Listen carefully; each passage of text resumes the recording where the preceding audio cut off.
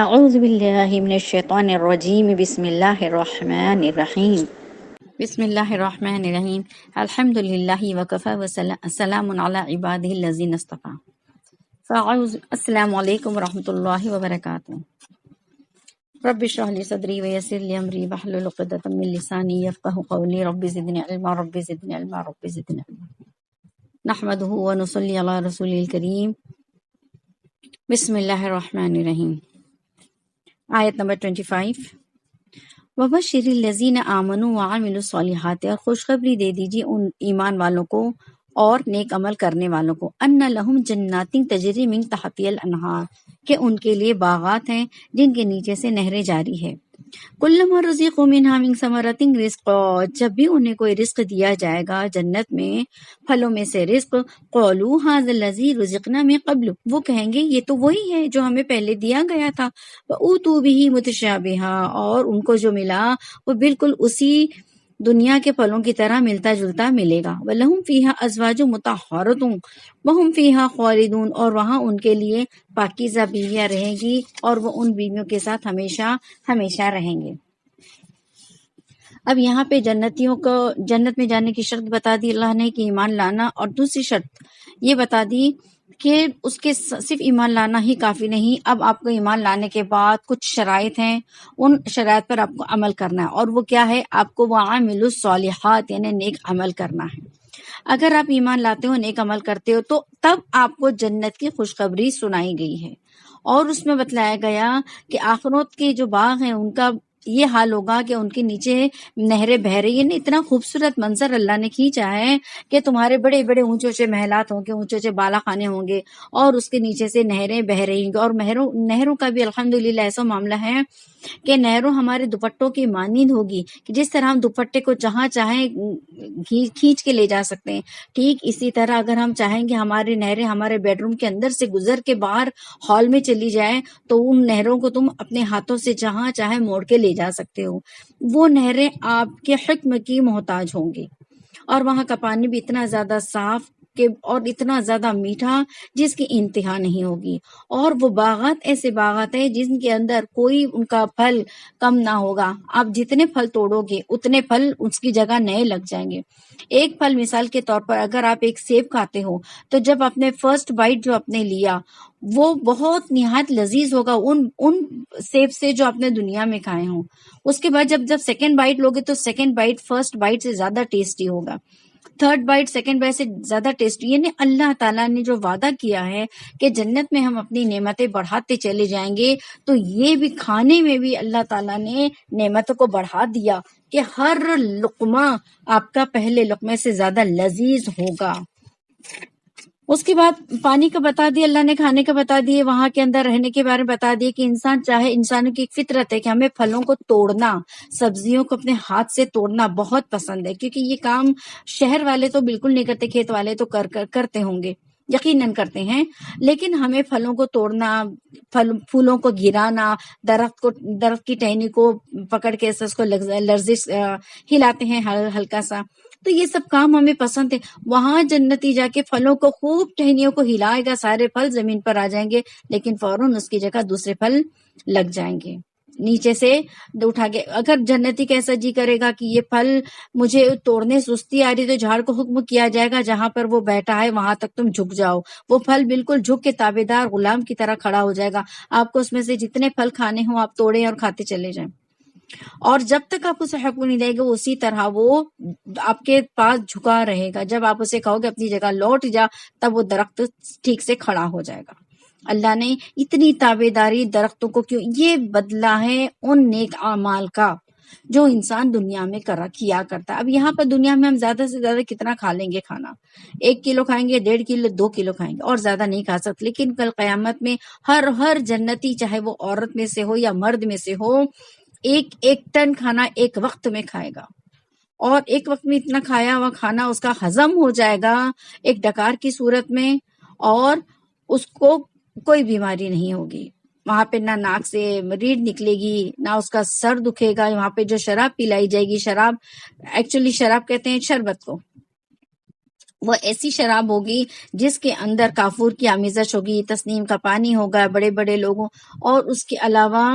وہ شراب پینے سے انسان کی عقل میں فطور نہیں آئے گا، اس کی عقل برابر ٹھکانے پر ہی رہے گی۔ تو جنت کا اللہ نے جو منظر کھینچا ہے، تو وہاں پر انسان کی جو اس کی دل کی خواہش ہوگی وہ فوراً پوری ہو جائے گی۔ لیکن اس جنت میں جانے کے اللہ نے جو شرط لگائی، اس شرط کا ہونا بالکل کمپلسری۔ اگر کوئی انسان یہ سوچے کہ ایمان نہ لایا لیکن بہت سارے نیکی کام کر رہا ہے تو کیا وہ جنت میں جائے گا؟ ہرگز نہیں وہ جنت میں جائے گا، کیونکہ اس کی جو سب سے پہلی شرط ایمان لانا، وہ ایمان نہیں لایا، لیکن باقی کی جو شرائط ہے اس کو پورا کر رہا ہے، لیکن پہلی ہی شرط اگر کمپلیٹ نہیں ہے تو جنت میں جانے کی سب سے پہلی شرط ہی ایمان کا لانا ہے۔ اب جب وہ پھل کھائیں گے تو ان کا ذائقہ بالکل الگ ان کو محسوس ہوتا چلا جائے گا۔ پھر اہل جنت کو جو پھل دیے جائیں گے مختلف شکل و صورت میں پیش کریں گے، تو اس کا مقصد بھی یہی ہوگا کہ جن پھلوں کو انسان نے دنیا میں کھایا ہے انہی پھلوں کو کھانے میں اسے رغبت اور لذت محسوس ہوگی، کیونکہ وہ ان پھلوں کا عادی اور مانوس ہے۔ اگر اچانک کوئی نیا پھل دے دیا جائے تو وہ نہیں کھائے گا اور اس کے کراہت ہوگی، پتہ نہیں اس کا ذائقہ کیسے۔ تو اللہ تعالیٰ نے انہیں اسی دنیا سے ملتا جلتا پھل کھلائے گا، جیسے اللہ ہمیں کھجور کھلائیں گے، اللہ ہمیں کیلے کھلائیں گے، ہے نا، یہ تمام بیر کھلائیں گے، اللہ یہ انار کھلائیں گے، انجیر کھلائیں گے، زیتون کھلائیں گے، وہی پھل کھلائیں گے جن کو ہم نے دنیا میں کھا چکے ہیں۔ لیکن ذائقہ اور لذت دنیا کے پھلوں سے بالکل جدا ہوگی، ان کو اس سے کوئی نسبت نہ ہوگی، صرف ان کا نام ایک جیسا ہوگا، لیکن ذائقے میں وہ بہت زیادہ بلندی پر ہوں گے۔ اس کے بعد جو فرمایا کہ ان کو جنت میں ان کو پاک بیویاں ملے گی،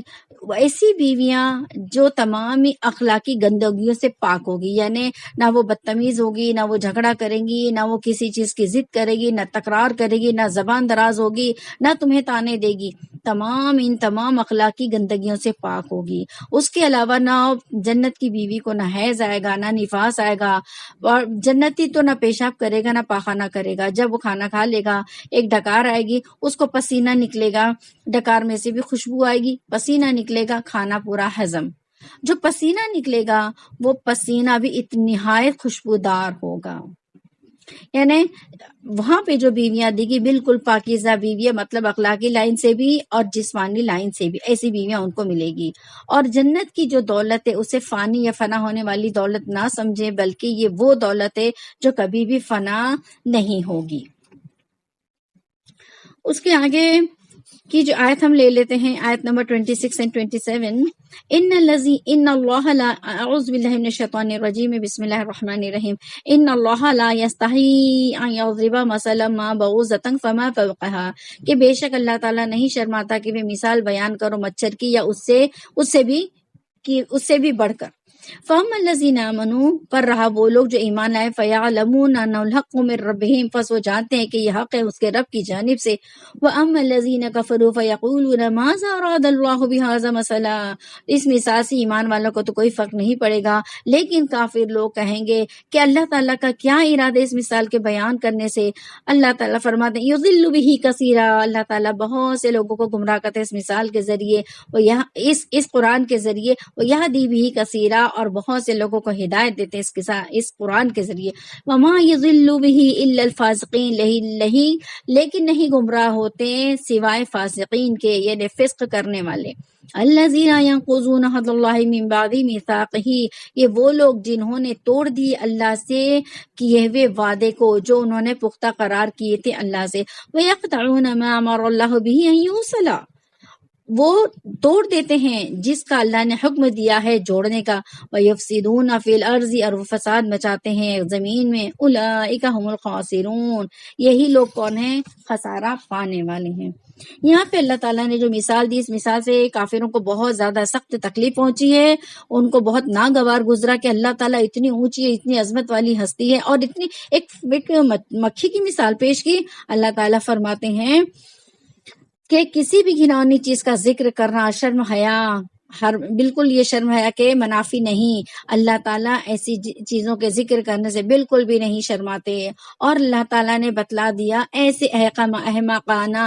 باتیں یا ڈاؤٹ صرف ان لوگوں کے دلوں میں پیدا ہوتے ہیں جن کے دل اور دماغ ان کے کفر کی وجہ سے سمجھنے بوجھنے کی صلاحیت سے خالی ہوتے ہیں، اور ایمان والوں نے کبھی بھی ایسی باتوں میں شک نہیں کیا۔ اللہ کی مرضی، اللہ جو چاہے مثال کرتے، ایمان والوں نے کبھی آبجیکشن نہیں لیا اس آیت پر، لیکن کافروں نے بہت آبجیکشن اٹھایا تھا۔ قرآن کریم فرماتا ہے کہ ایسی مثالوں سے جو سرکش لوگ ہوتے ہیں وہ گمراہ ہوتے ہیں، اور جن لوگوں نے اللہ سے کیے ہوئے عہد کو توڑا اور جن تعلقات اور جن رشتوں کو اللہ نے جوڑنے کا حکم دیا، یہ لوگ ان کو توڑتے ہیں، جس کا نتیجہ زمین میں فساد پھیلانا ہوتا ہے۔ آگے بعوضۃً فما فوقھا، جو اللہ نے مچھر کی مثال یا اس سے بھی زیادہ کی مثال پیش کری، تو قرآن ان مثالوں کے ذریعے بہت سی مخلوقات کو ہدایت کرنا تو ظاہر ہے، مگر اس کے ذریعے بہت سے لوگوں کو گمراہ بھی کرتا ہے، جس کا مطلب یہ ہے کہ قرآن کے ماننے والوں اور اس پر عمل کرنے والوں کے لیے یہ ہدایت کا سبب ہے قرآن، اور اسی طرح انکار کرنے والوں اور مخالفت کرنے والوں کے لیے یہ قرآن گمراہی کا سبب بھی ہے۔ یہاں اللہ تعالیٰ نے بہت صاف فرما دیا۔ آگے اللہ جو فرمایا وَمَا يُضِلُّ بِهِ إِلَّا الْفَاسِقِينَ، کہ اس سے صرف اور صرف فاسقین لوگ گمراہ ہوتے ہیں۔ تو فاسقین ایکچولی نافرمان کو کہتے ہیں۔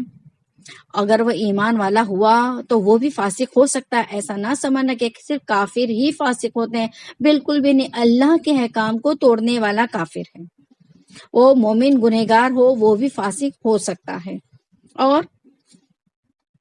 کافروں نے تو کھلے طور پر اللہ کی نافرمانی کی، قرآن کو جھٹلایا، نبیوں کو ماننے سے انکار کر دیا، اور آخرت کو ماننے سے انکار کر دیا۔ یہ تمام چیزیں فسق و فجور میں شامل ہیں۔ تو یہ ہو گئی، یہ اللہ تعالیٰ نے کس کو گمراہ کرتا ہے؟ صرف فاسقین کو اللہ گمراہ کرتا ہے۔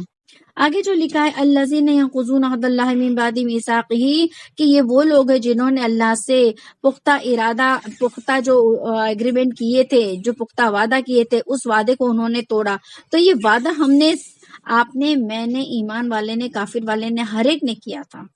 یہ بات بالکل پہلی بات سمجھ لیں کہ ہر پیدا ہونے والا بچہ مومن فطرت پر ہی پیدا ہوتا ہے۔ بعد میں اس کے والدین اسے یا تو یہودی بناتے یا نصرانی بنا دیتے ہیں، یا مشرک بنا دیتے ہیں، یا مومن بناتے، لیکن پیدا ہونے والا ہر بچہ صرف اور صرف ایمان والا ہی پیدا ہوتا ہے۔ تو سب سے پہلے جب ہم پیدا ہوئے تھے اور اللہ تعالیٰ نے تمام انسانوں کو ایک جگہ جمع کیا تھا، اور ہماری روحوں کو اللہ نے جمع کیا تھا، جتنی روحیں، ابھی دیکھو جتنی روحوں کا اللہ نے چاہا وہ اللہ نے زمین پر بھیج دیا، اور ذریعہ ماں کو بنایا ہے نا، ماں اور باپ کو بنایا اور زمین پر بھیج دیا۔ لیکن ابھی جو آنے والے لوگ ان سب کی روحیں آج بھی اللہ کے پاس ہے۔ ان تمام روحوں نے، جو پہلی پیدا ہوئی روح اور آخر میں جو آنے والی روح زمین پر، ان سب کو اللہ نے ایک وقت میں اکٹھے پیدا فرما دیا تھا۔ ان سب کو جمع کیا اللہ نے، اور جمع کرنے کے بعد اللہ نے سب سے ایک سوال کیا تھا، الست بربکم، کیا میں تمہارا خدا نہیں؟ کیا میں تمہارا پروردگار نہیں؟ ان سب نے، تمام ارواحوں نے، تمام روحوں نے ایک زبان ہو کر کہا تھا بلا، ہاں کیوں نہیں، آپ ہی ہمارے پروردگار ہو۔ تو یہاں پر ہم نے اللہ سے یہ وعدہ کیا تھا کہ ہم آپ کی اطاعت کریں گے، آپ کی فرما برداری کریں گے، اور ہم اس سے بالکل تجاوز نہ کریں گے، ہم حد سے گزریں گے نہیں۔ اسی لیے کہتے ہیں اس عہد کو عہد ازلی، یہ انسان اور اللہ جل شانہ کے درمیان ہو چکا۔ اب دنیا میں پیدا ہونے کے بعد تمام انبیاء علیہ السلام اور آسمانی کتابیں اسی کیے ہوئے وعدے کو دہراتی ہیں، اس کو تازہ کرتی ہے، اور ساتھ ساتھ میں ہمیں عمل بتلاتی ہے کہ ہمیں کیا کیا نیک عمل کرنا ہے۔ یہ اللہ نے کتنا خوبصورت نظام بنایا، الحمدللہ۔ تو جس نے اس معاہدے کو توڑ ڈالا، اس سے کیا امید رکھی جا سکتی ہے کہ وہ کسی پیغمبر یا آسمانی کتاب سے فائدہ اٹھائے؟ دوسری وجہ جو بتائی گئی یہ ان لوگوں کے لیے کہ جو اللہ تعالیٰ نے جو فرمایا نا کہ اللہ تعالیٰ نے جنہیں جوڑنے کا حکم دیا، تو اللہ فرما رہے ہیں ان لوگوں نے تمام تعلقات کو قطع کر ڈالا، کاٹ ڈالا، جن کو جوڑنے کا اللہ نے حکم دیا تھا، اور ان تعلقات میں وہ تعلق بھی داخل ہے جو بندے اور اللہ کے درمیان ہیں، اور وہ تعلق بھی جو انسان اپنے ماں باپ کے ساتھ، عزیزوں رشتہ داروں کے ساتھ، دوست احباب کے ساتھ، پڑوسیوں کے ساتھ، رشتہ داروں کے ساتھ، دوسرے شرکاء کے ساتھ جو اس کے ساتھ بزنس پارٹنرز ہوتے ہیں اور کام وغیرہ میں ہیلپ کرنے، تمام شرکاء کے ساتھ تعلق، اور وہ تعلق بھی جب عام انسانوں یا عام انسانوں کے ساتھ، ان تمام تعلقات کے پورے حقوق ادا کرنے کا نام ہی اسلام ہے یا شریعت اسلام ہے۔ انہی میں کہ ان تعلقات میں کو پورا کرنے میں کوتاہی کرنے والے سارے زمین میں فساد مچانے والے ہیں۔ اسی لیے اس جملے کے بعد فرمایا وَيُفْسِدُونَ فِي الْأَرْضِ، یعنی یہ لوگ زمین میں فساد مچاتے ہیں۔ اس آیت کے آخری میں ان کا انجام بتایا کہ ان کا انجام نہایت ہی بد ہوگا، برا ہوگا، اور یہ لوگ بڑے خسارے میں ہوں گے۔ یہاں پر اللہ تعالیٰ نے ہمیں زندگی گزارنے کا، اللہ کی اطاعت بتا دی اور اللہ کی نافرمانی، دونوں کا نتیجہ بتا دیا۔ وآخر دعوانا الحمد للہ رب العالمین۔ جزاکم اللہ احسن الجزاء۔ السلام علیکم ورحمۃ اللہ وبرکاتہ۔